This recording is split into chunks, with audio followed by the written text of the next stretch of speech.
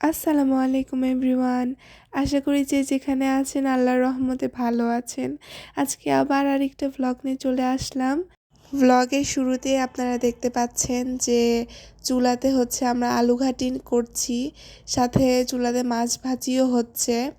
আসলে এটা কোনো পিকনিক নয়, আসলে সেই দিন আমরা সকলে মিলে ছাদে গিয়ে উঠেছিলাম রোদ পোহানোর জন্য।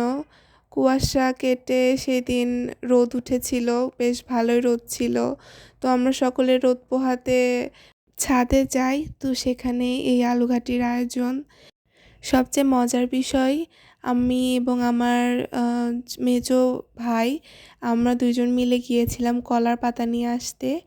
কলার পাতা দেখে সবাই অনেক বেশি এক্সাইটেড হয়ে গিয়েছিল খাওয়ার জন্য। সবাই জাস্ট ওয়েট করতেছিল যে কখন খাবার রান্না হবে অ্যান্ড আমরা কলার পাতায় সকলে মিলে বসে থেকে খাবো।